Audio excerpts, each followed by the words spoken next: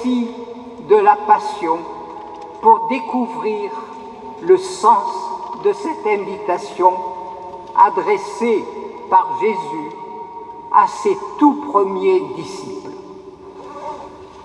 En ce vendredi saint, nous avons vu de la maltraitance. Nous avons entendu que des cris, des déchirements, des sanglots, des insultes, des coups sourds de masse qui s'écrasent sur la chair et surtout, ce grand silence. Car le Verbe de Dieu ne parle pas.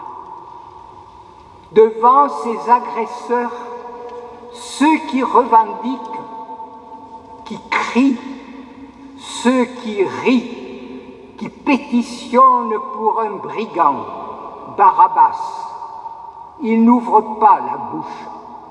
Insulté, il ne rend pas l'insulte. Maltraité, il ne fait pas de menaces. Le Verbe de Dieu ne commerce pas avec le mal.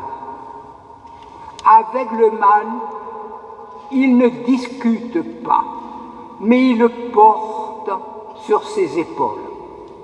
Il ne le regarde pas, mais le traîne, le maîtrise et le détruit. Il n'aime pas le péché, et ce qu'il n'aime pas, il ne le regarde pas. Il ne regarde que ceux qu'il aime, les pécheurs. Il aime Pilate. Il essaie de faire germer en lui ce qu'il peut y avoir de bon. Mais le désir de pouvoir, la pression de la foule rend aveugle le gouverneur qui ne peut reconnaître que la vérité est en face de lui. Qu'est-ce que la vérité ? S'exclamera-t-il. Jésus semble garder la maîtrise des événements alors qu'il est livré. Par la puissance de son amour, il donne du sens à ce qui n'en a pas. Il transforme la souffrance absurde en chemin de victoire. Sa croix n'est pas une croix comme les autres. Elle est notre unique espérance parce qu'elle est la victoire de l'amour. Elle est le phare qui éclaire le monde. Celui par qui tout a fait se tait après nous avoir dit « Quand je serai élevé de terre, j'attirerai à moi tous les hommes. » Eh bien, la voici cette heure où il est élevé de terre. La voici cette heure dans laquelle se joue la destinée de tous les hommes.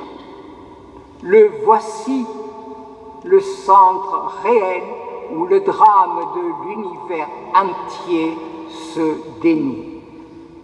Tout se joue dans l'obscurité et le silence. Tout se joue dans le cœur de Jésus, l'homme-Dieu, en ces quelques heures de son agonie. Dans ce cœur, l'amour remplit peu à peu tout l'espace de la souffrance et du mal.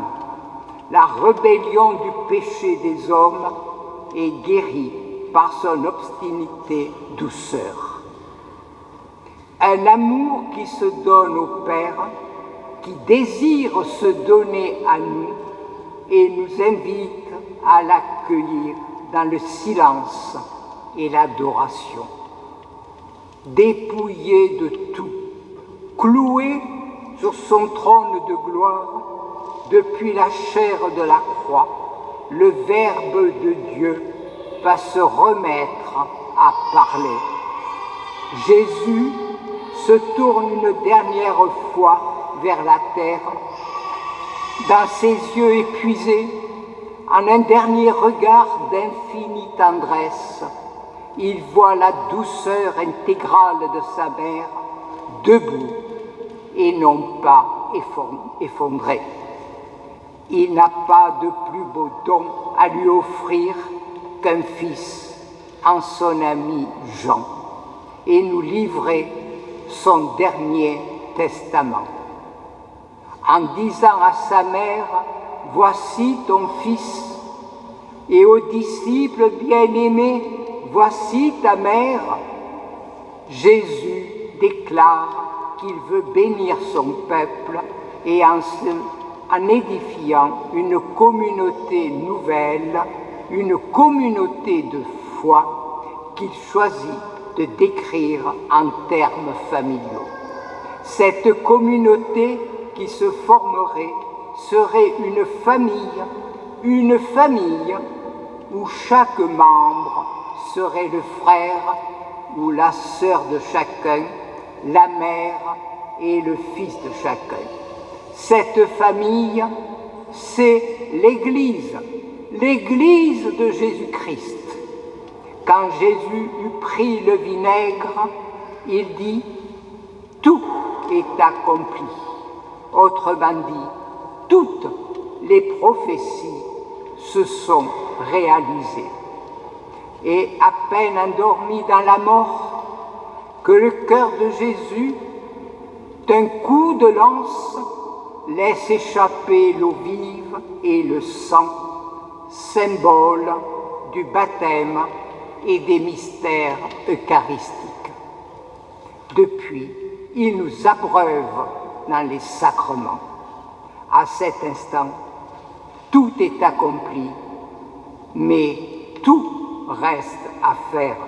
Tout a été donné, mais tout reste à vivre. Alors, frères et sœurs, quittons nos Gethsémani, courons au Golgotha, prenons les ailes de la foi, fuyons à la colline de la croix, chantons et proclamons « Victoire, tu régneras, ô croix, tu nous sauveras ».